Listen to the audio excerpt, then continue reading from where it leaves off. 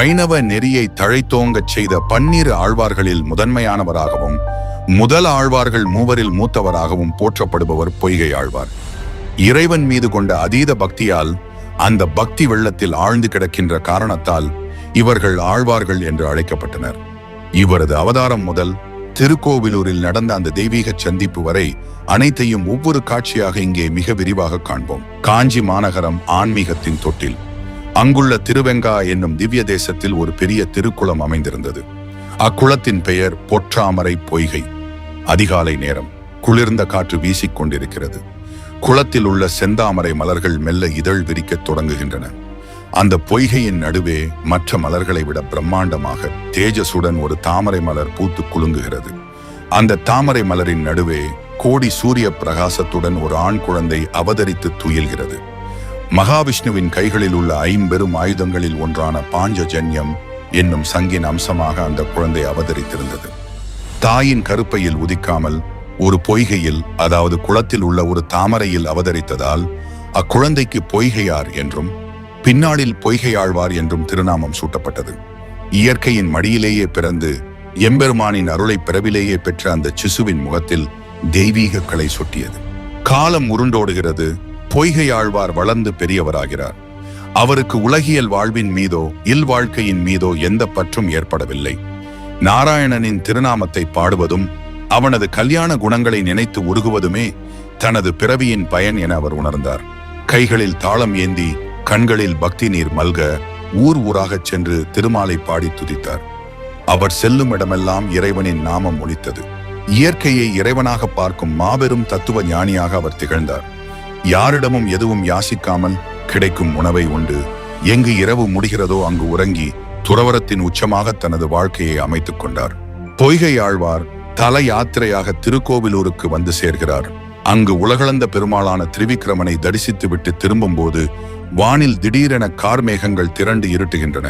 சில நிமிடங்களிலேயே வானம் கிழிந்தது போல் பெருமழை கொட்டத் தொடங்குகிறது. இடி முழக்கமும் மின்னல் வெட்டுமாக அந்த இடமே ஒரு பிரளயத்தை சந்திப்பது போல் காட்சி அளிக்கிறது. மழையில் நனைந்தபடியே ஒதுங்குவதற்கு ஒரு இடம் தேடி அலைகிறார் பொய்கை ஆழ்வார். சற்று தொலைவில் மிருகண்டு முனிவரின் ஆசிரமம் இருப்பதைக் கண்டு அங்கு விரைகிறார். அந்த ஆசிரமத்தின் வெளிப்புறத்தில் வீட்டிற்கும் வாசலுக்கும் இடையே ஒரு சிறிய குறுகலான திண்ணை போன்ற அமைப்பு இருந்தது. அதற்கு இடைக்கழி என்று பெயர். அந்த இடைக்கழி மிகச் சிறியது. அதில் ஒரு நபர் மட்டுமே படுத்து உறங்கும் அளவுக்கே இடம் இருந்தது. மழையிலிருந்து தப்ப அந்த இடைக்கழியில் நுழைந்த பொய்கை ஆழ்வார் எம்பெருமானை நினைத்தபடியே அதில் படுத்துக் கொள்கிறார். மழை விடுவதாக இல்லை, இன்னும் பலமாக பெய்து கொண்டிருக்கிறது. அப்பொழுது மழையில் தொப்பலாக நனைந்தபடி இருளை கிழித்துக் கொண்டு மற்றொரு அடியார் அங்கே ஓடி வருகிறார். அவர்தான் திருக்கடல் மல்லையில் அவதரித்த பூதத்தாழ்வார். அவரை பார்த்ததும் பொய்கை ஆழ்வார் எழுந்து அமர்கிறார். வாருங்கள் சுவாமி, இந்த இடம் மிகவும் சிறியதுதான். ஒருவர் மட்டுமே படுக்கலாம், ஆனால் இருவர் தாராளமாக அமரலாம். வாருங்கள், இருவரும் அமர்ந்து எம்பெருமானின் கதைகளை பேசி மகிழ்வோம் என்று கூறி அவருக்கு இடம் கொடுக்கிறார். இருவரும் திருமாலின் புகழை பாடியபடி அமர்ந்திருக்கிறார்கள். சிறிது நேரத்திலேயே மீண்டும் மழையில் நனைந்தபடி 3ஆவதாக ஒரு அடியார் அந்த ஆசிரமத்தை நோக்கி வருகிறார். அவர்தான் மயிலாப்பூரில் அவதரித்த பேயாழ்வார். அவரை பார்த்ததும் முதலில் வந்த இருவரும் எழுந்து நின்று கொள்கின்றனர். வாருங்கள் சுவாமி, மழைக்கு ஒதுங்கலாம். இந்த இடம் ஒருவர் படுக்கலாம், இருவர் அமரலாம். ஆனால் நாம் 3 அல்லவா? பரவாயில்லை, 3 பேர் நெருக்கமாக நிற்கலாம். வாருங்கள், நின்றபடியே நாராயணனின் நாமத்தை துதிப்போம் என்று கூறி அவரை உள்ளே அழைக்கின்றனர். முதலாக வைணவத்தின் 3 மாபெரும் தூண்கள், முதல் ஆழ்வார்கள் மூவரும் அந்த சிறிய இடைக்கழியில் நின்று கொண்டு சந்திக்கிறார்கள். வெளியே பெருமழை, உள்ளே இருட்டு.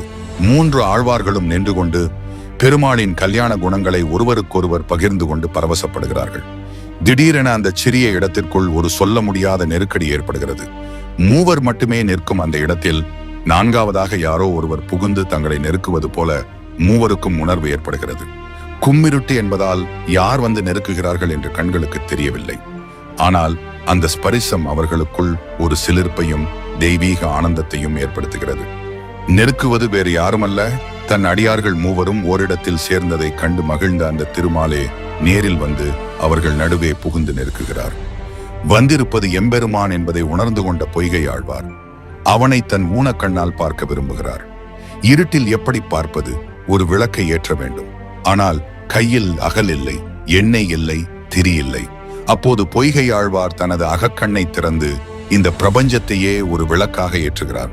அந்த தருணத்தில்தான் தமிழ் இலக்கியத்தின் மிகச் சிறந்த பாடல்களில் ஒன்றான பின்வரும் பாசுரம் பிறக்கிறது. வையம் தகழியா வார்கடலே நெய்யாக, வெய்ய கதிரோன் விளக்காக, செய்ய சுடராழியான் அடிக்கியே சூட்டினேன் சொன்னமாலே, இடராழி நீங்குகவே என்று. இதன் விளக்கம், இந்த பூமி பந்தையே வையம் அகல் விளக்காக கொண்டேன். பூமியை சூழ்ந்துள்ள பிரம்மாண்டமான கடலையே வார்கடல் அந்த விளக்கில் ஊற்றும் நெய்யாக கொண்டேன். வானில் ஒளிரும் சூரியனையே வெய்ய கதிரோன் அந்த விளக்கின் சுடராக கொண்டேன். சிவந்த ஒளி வீசும் சக்கரத்தை கையில் ஏந்திய திருமாலின் திருவடிகளுக்கு இந்த சொற்களாலான மாலையை சூட்டுகிறேன், என் பிறவி துன்பம் என்னும் கடல் நீங்குவதற்காக. பொய்கை ஆழ்வார் இவ்வாறு உலகையே விளக்காக ஏற்றி இறைவனின் திருவுருவத்தை காண வழிகோல அடுத்ததாக பூதத்தாழ்வார் தன் அன்பையே விளக்காக ஏற்றினார். முடிவில் பேயாழ்வார் திருக்கண்டேன் பொன்மேனி கண்டேன் என்று இறைவனை தரிசித்து பாடினார். திருக்கோவிலூரில் அந்த மழை காலத்தில் பிறந்த அந்த பாசுரத்தோடு பொய்கை ஆழ்வார் நிற்கவில்லை. அதே இடத்தில் நின்றபடி நாராயணனை போற்றி மொத்தம் 100 பாசுரங்களை பாடினார். இந்த 100 பாடல்களின் தொகுப்பே 4000 திவ்ய பிரபந்தத்தில் முதல் திருவந்தாதி என்று போற்றப்படுகிறது. அந்தாதி என்பது ஒரு பாடலின் இறுதி சொல்லோ அல்லது எழுத்தோ அடுத்த பாடலின் முதல் சொல்லாகவோ எழுத்தாகவோ வருமாறு பாடுவது.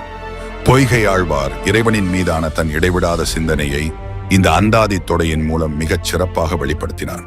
திருக்கோவிலூர் இடைக்கழியில் இறைவனை தரிசித்த அந்த பரவசமான இரவுக்கு பிறகு பொய்கை ஆழ்வார், பூதத்தாழ்வார் மற்றும் பேயாழ்வார் ஆகிய மூவரும் ஒருவரையொருவர் பிரிய மனமில்லாமல் ஒன்றாகவே பயணிக்கத் தொடங்கினர்.